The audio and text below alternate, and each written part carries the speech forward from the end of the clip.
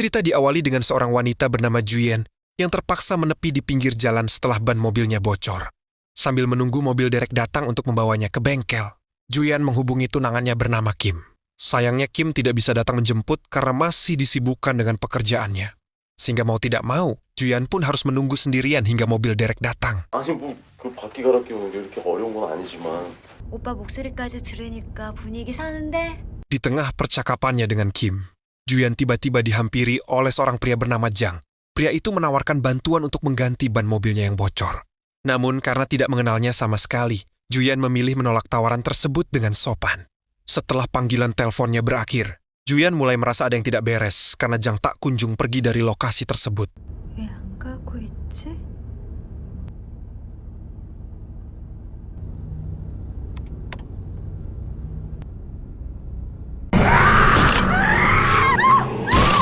Dan benar saja, Jang bukanlah orang yang berniat menolong, melainkan seorang psikopat yang telah mengincarnya sedari tadi. Juyen kemudian diserang hingga tak sadarkan diri, lalu dibawa ke sebuah tempat yang biasa digunakan untuk menghabisi para korbannya.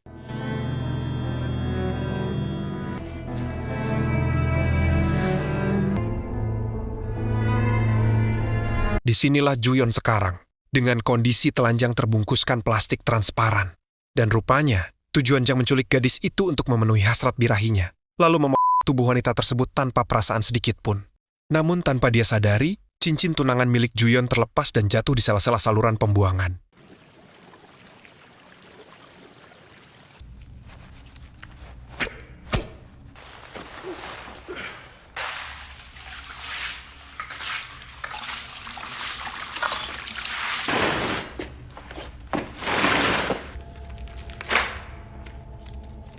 Keesokan paginya, warga yang sedang bermain tak sengaja menemukan potongan tubuh manusia.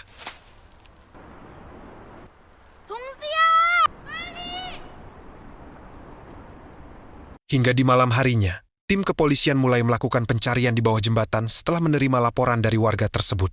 Setelah mencarinya sekitar kurang lebih 6 jam, mereka berhasil menemukan kepala orang di dalam air. Ketika dilakukan proses identifikasi, polisi memastikan bahwa korban tersebut adalah Juyen.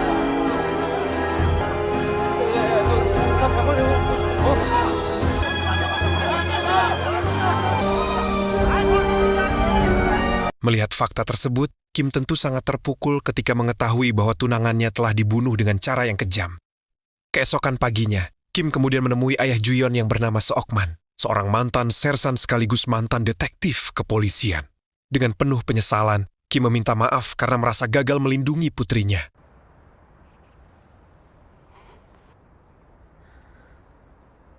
Setelah upacara pemakaman berakhir, Kim akhirnya tidak lagi mampu menahan kesedihannya. Air matanya pun pecah karena harus kehilangan wanita yang sangat dicintainya. Di tengah duka yang begitu mendalam, Kim bersumpah akan memberi pelaku itu hukuman berkali-kali lipat dan tidak boleh sebanding dengan penderitaan yang telah ditimbulkannya.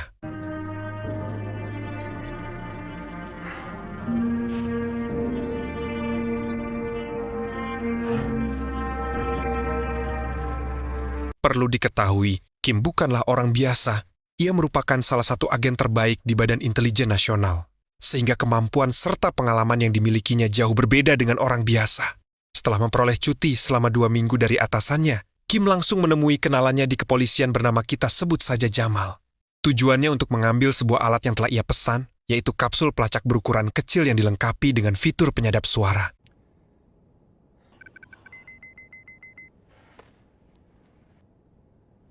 수고했어. 고맙다.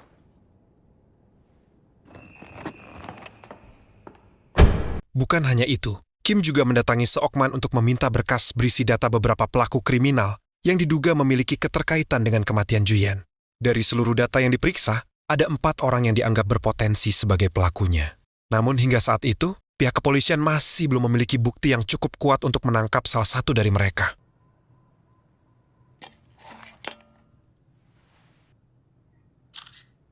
Tanpa membuang waktu, Kim segera mendatangi orang pertama yang saat itu sedang melihat video tutorial. Setibanya di dalam, ia langsung mengambil tindakan tanpa mengajukan pertanyaan terlebih dahulu.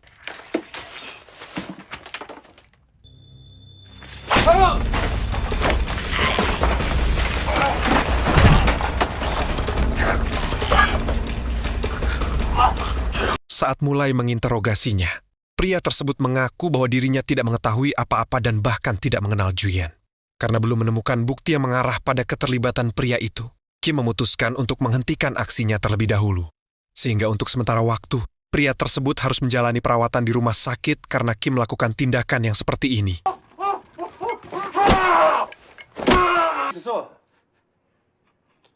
Keesokan paginya, Kim memburu tersangka kedua yang saat itu bekerja sebagai kurir pengantar makanan. Kim tanpa ragu menabraknya dari belakang sampai pria itu terjatuh. Namun bahkan sebelum interogasi dimulai, Kim sudah memiliki firasat bahwa pria itu bukanlah orang yang selama ini ia cari. Karena tidak bisa hidup tenang sebelum pelakunya ditemukan, Kim segera mendatangi rumah tersangka ketiga yang tak lain adalah si Jang. Setibanya di sana, ia bertemu dengan ibunya. Agar tidak menimbulkan kecurigaan, Kim berpura-pura mengaku sebagai petugas asuransi supaya lebih mudah untuk mengetahui di mana Jang berada.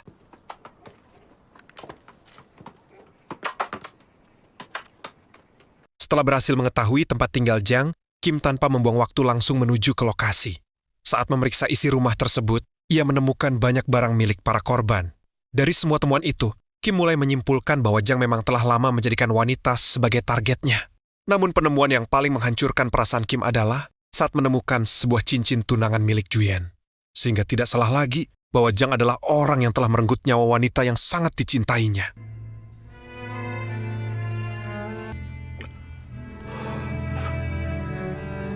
Sementara itu, Jang rupanya bekerja sebagai seorang sopir bus sekolah yang bertugas mengantar dan menjemput anak-anak. Hari itu, ia terlihat seperti biasa tanpa menunjukkan gelagat yang mencurigakan. Namun tanpa Jang sadari, Kim telah lebih dulu memasang alat pelacak pada kendaraannya. Dengan cara itu, Kim bisa memantau setiap pergerakan Jang dan mengetahui kemana pria tersebut akan pergi.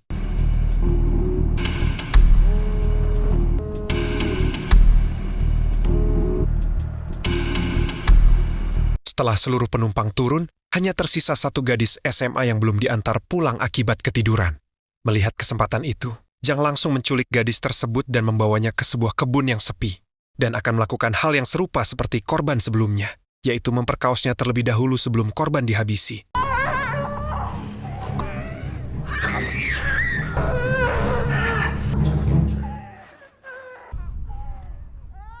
Dan untungnya, aksi Jang seketika terhenti saat mendengar seseorang memanggil namanya dari kejauhan. Karena penasaran, Jang pun membawa sebuah arit dan segera berkeliling untuk mencari sumber suara tersebut.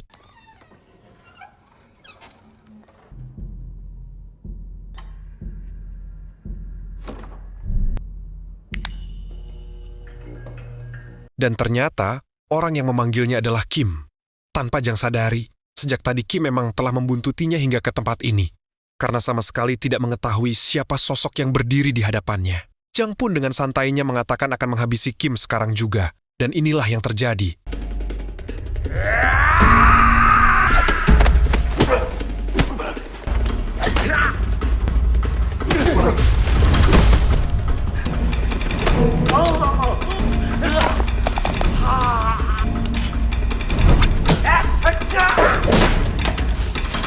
Meski memiliki kesempatan untuk mengakhiri semuanya, Kim sengaja menahan diri dan tidak berniat membunuhnya. Dia masih mengingat sumpah yang pernah diucapkan saat Juyon dimakamkan.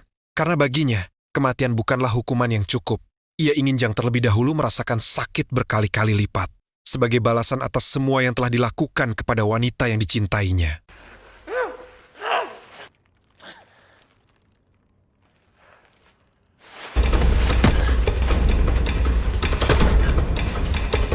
Setelah berhasil membuatnya tak sadarkan diri, Kim berusaha memasukkan kapsul pelacak ke dalam mulutnya, sehingga setiap pergerakan pria itu bisa terus dipantau.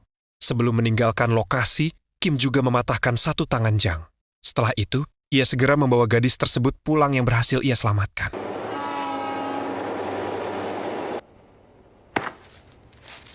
Tak lama kemudian, Jang akhirnya sadar dari pingsannya dan menemukan sebuah amplop berisi uang yang sengaja ditinggalkan oleh Kim. Uang itu diberikan agar Jang bisa mengobati luka-lukanya dan tetap bertahan hidup. Sebab bagi Kim, semua ini hanyalah permulaan. Ia tak ingin balas dendamnya berakhir begitu saja. Karena masih ada penderitaan yang telah ia siapkan untuk Jang di hari-hari berikutnya.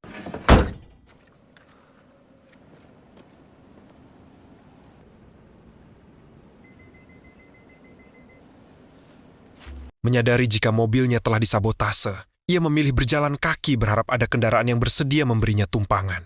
Tak lama kemudian, sebuah taksi yang sedang membawa seorang penumpang berhenti di hadapannya, dan sopir taksi itu bersedia mengantarkannya ke tempat yang Jang tuju. 그래 어떻게 혼자 걸어가셨나 그래? 그러니까 아이 Tak lama setelah perjalanan dimulai, Jang mulai menyadari ada sesuatu yang janggal. Perhatiannya tertuju pada kartu tanda pengenal milik sopir taksi yang menampilkan wajah berbeda dari pria yang sedang mengemudikan mobil tersebut. Dari situ Jang langsung menyimpulkan bahwa si sopir dan penumpang di kursi belakang kemungkinan penjahat yang berniat menjebaknya. Merasa dirinya berada dalam bahaya, Jang pun mengeluarkan pisau dan mengambil tindakan lebih dulu untuk menyerangnya.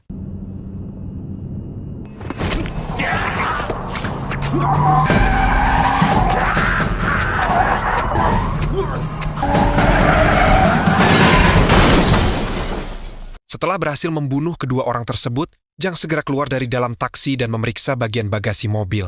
Dan benar saja, di dalam bagasi Jang menemukan jasad pria yang diduga merupakan sopir taksi asli. Yang besar kemungkinan bahwa korban baru saja dibunuh oleh sopir KW dan rekannya tersebut.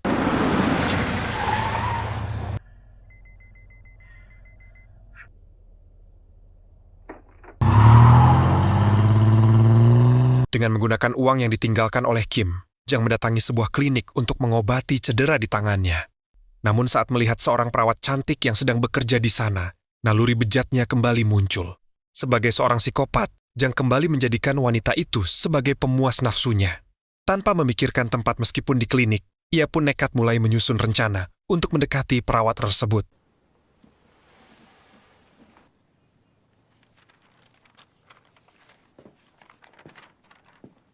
Tak lama kemudian, saat perawat itu menuju ruang penyimpanan di bagian belakang klinik, Jang ternyata sudah lebih dulu menunggunya di sana.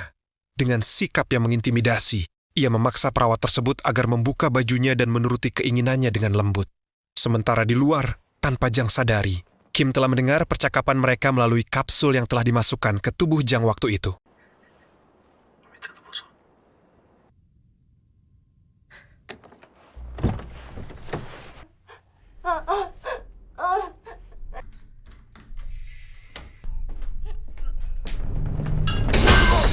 Beruntung, Kim datang tepat waktu dan langsung menyerang Jang dari arah belakang.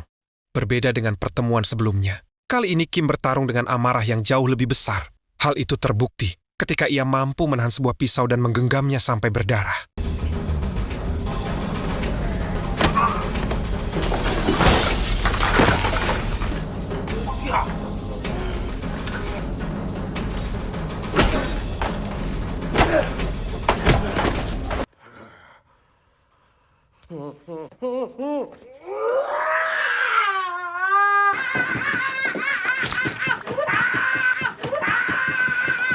Setelah membuat salah satu kakinya cacat seumur hidup, Kim meminta perawat tersebut untuk menutupi lukanya agar tidak mati kehabisan darah. Tak lama setelah memperbannya selesai, Kim kembali membiarkan Jang pergi dan memastikan dia tetap hidup agar bisa kembali memburunya di lain waktu.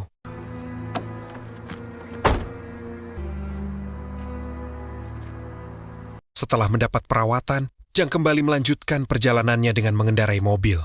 Di tengah perjalanan ia sempat menepi, karena terus memikirkan apa alasannya dibalik tindakan Kim yang melakukan ini terhadapnya. Namun tak lama kemudian, perhatian Jang justru tertuju saat melihat sebuah mobil yang akan melintas. Naluri bejatnya kembali muncul dan akan melampiaskannya terhadap pengendara tersebut sebagai target berikutnya.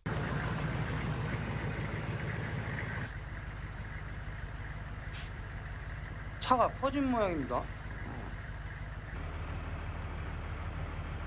Namun dikarenakan si pengendara tersebut adalah rombongan tentara, ia pun meninggalkan lokasi dengan berjalan kaki menuju rumah teman lamanya bernama Tejo. Meski sama-sama psikopat yang kejam dan mengerikan, Tejo dikenal memiliki penyimpangan yang lebih membanggongkan, yaitu kebiasaan memakan daging manusia. Bahkan, pasangannya pun memiliki kecenderungan yang sama. 야, 안 물리냐? 먹어봐. 너 한번 맛들면은 땅콩이 못 먹는다. 미친 새끼. Setelah menceritakan semua yang baru saja dialaminya, Jang disarankan oleh Tejo untuk beristirahat terlebih dahulu. Sedangkan dirinya sendiri akan menghabisi korbannya untuk mereka makan di esok pagi. Tanpa mereka sadari, seluruh percakapan tersebut sedang didengar oleh Kim.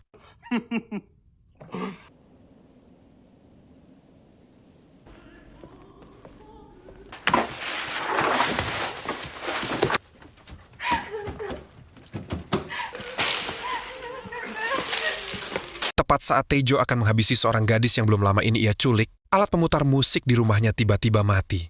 Setelah menyalakannya kembali, Taejo terkejut karena gadis tersebut sudah tidak ada di tempatnya, disusul oleh kemunculan Kim yang sudah berada di sana. 미친 새끼.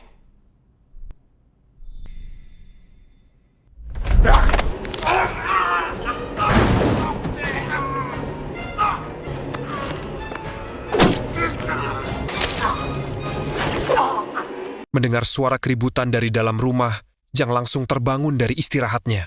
Di saat itulah ia tiba-tiba teringat pada cincin yang dikenakan oleh Kim, yang ternyata sama persis dengan cincin yang digunakan oleh Juyan. Sehingga Jang pun menyadari bahwa semua yang dilakukan Kim selama ini adalah bentuk balas dendam atas kematian tunangannya. Tanpa membuang waktu, Jang segera mengambil sebuah shotgun dan bersiap menghadapi Kim di dalam rumah tersebut.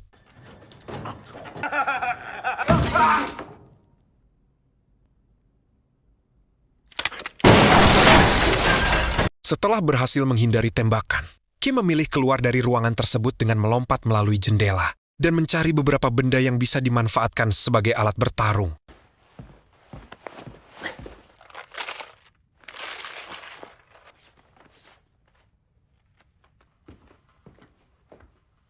Ketika sedang menunggu kemunculan Jang itu, Kim tiba-tiba mendapat serangan dari istri Taejo yang muncul dari arah belakang.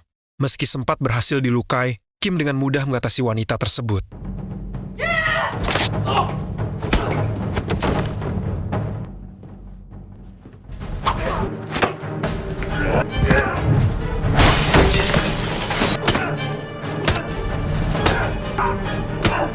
Setelah berhasil membuat Taejo dan istrinya tidak sadarkan diri, ia pun melihat bayangan Jang yang mulai mendekat ke arahnya dan segera menebarkan sebuah kail pancing ke lantai.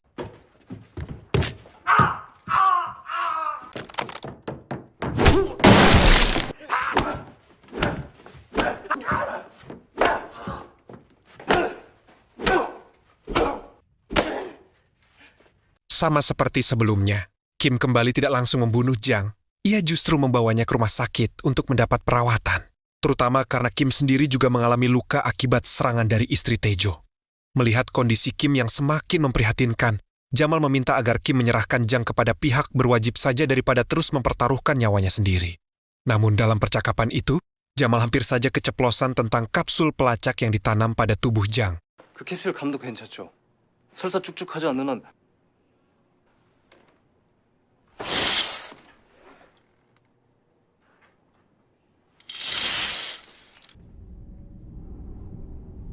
Sementara itu, tim kepolisian mendatangi rumah Taejo untuk melakukan evakuasi terhadap para korban setelah menerima laporan mengenai kejadian malam sebelumnya. Belum diketahui pasti siapa yang memberikan laporan tersebut, apakah berasal dari warga sekitar atau justru dari Kim yang sengaja menyembunyikan identitasnya. Tapi di sisi lain, kepala detektif bernama Ji menemui Seokman karena mengetahui bahwa Kim selama ini telah bertindak lebih dulu dibandingkan pihak kepolisian. Kedatangannya untuk meminta bantuan kepada Seokman agar bisa menghentikan tindakan Kim yang main hakim sendiri. 형도 그게 지금 마음에 걸려서 이러고 있는 거 아니오? 그 친구 어디 있어요 지금? Sementara itu, Jang berhasil melarikan diri dari rumah sakit. Kali ini, ia akhirnya mengetahui alasan mengapa Kim selalu bisa menemukan keberadaannya. Rupanya saat berada di rumah sakit, Jang sempat mendengar percakapan antara Kim dan Jamal mengenai kapsul pelacak yang selama ini berada di dalam tubuhnya. Tanpa membuang waktu, Jang segera pergi ke sebuah apotik untuk membeli obat pencahar dosis tinggi, dengan harapan dapat mengeluarkan kapsul pelacak tersebut dari tubuhnya.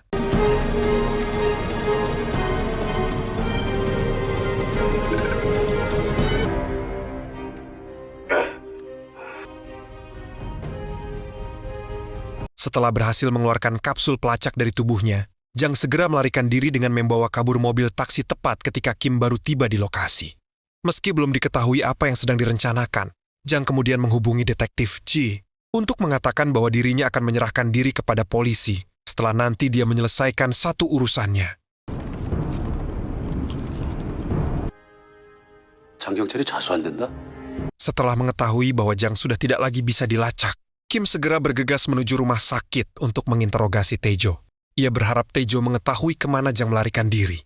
Setelah mengetahui bahwa Jang berencana akan membunuh keluarga Juyan sebelum akhirnya menyerahkan diri kepada polisi, Kim seketika diliputi kepanikan dan amarah. Keadaan pun semakin memanas ketika Taejo meremehkan Kim dan mengatakan bahwa ia telah memilih lawan yang salah. Sehingga ucapan itu membuat emosi Kim semakin memuncak dan merobek mulut Taejo hingga doer.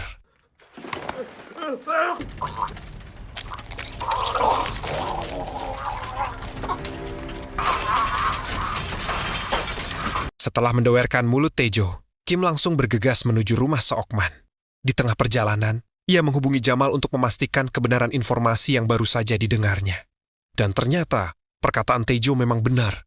Beberapa menit sebelumnya Jang telah menghubungi detektif Ji dan mengatakan bahwa dirinya akan segera menyerahkan diri kepada polisi setelah menyelesaikan urusan terakhirnya.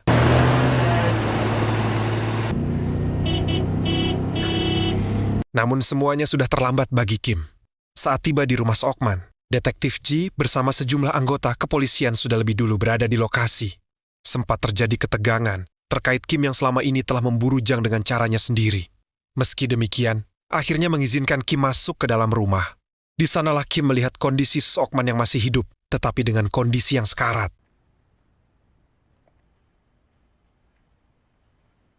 Tak lama kemudian, detektif Ji kembali menerima telepon dari Jang. Dalam panggilan itu, Jang memberitahukan lokasi tempat ia menyembunyikan jasad adik Juyen. Mendengar kabar tersebut, Kim tentu saja emosinya semakin naik dan bergejolak. Tanpa membuang waktu, ia langsung bergegas menuju ke tempat Jang akan menyerahkan diri kepada polisi.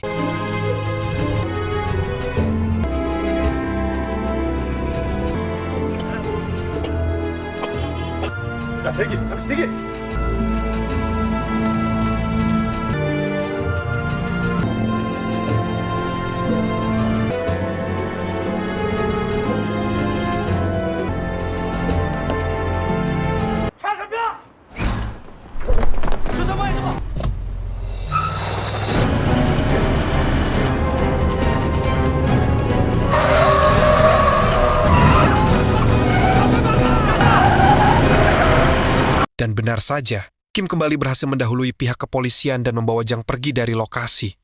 Kim kemudian membawanya ke rumah Jang, tempat yang selama ini digunakan untuk melakukan aksi kejahatannya. Di sanalah, Kim akan membuat Jang merasakan takut terlebih dahulu sebelum dihabisi. Namun meski pipinya sudah ditusuk dengan menggunakan obeng, Jang yang merupakan seorang psikopat sama sekali tidak gentar sedikit pun. 난 네가 가장 고통스러울 때 죽일 거야.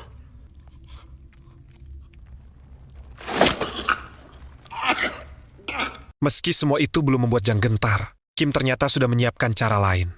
Ia menatap Jang dan mengatakan bahwa kali ini semuanya akan berakhir. Menurutnya tidak peduli apakah dia manusia biasa ataupun seorang psikopat, pada akhirnya mereka tetap manusia. Dan pada saat kematiannya sudah di depan mata, rasa takut akan muncul saat itu juga.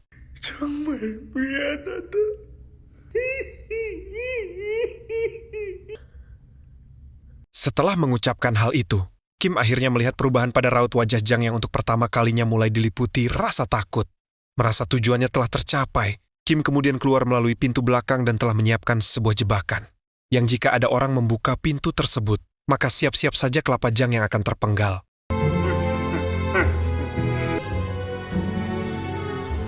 Dan ternyata, Kim sebelum meninggalkan tempat itu, ia ternyata telah menghubungi keluarga Jang agar datang ke rumah tersebut. Kim juga sengaja meninggalkan kapsul penyadap suara agar bisa mendengar detik-detik terakhir psikopat itu tewas. Meski merasa puas atas balas dendamnya, di lubuk hatinya Kim juga menyadari bahwa semua yang telah ia lakukan tidak bisa mengembalikan Juyeon wanita yang dicintainya.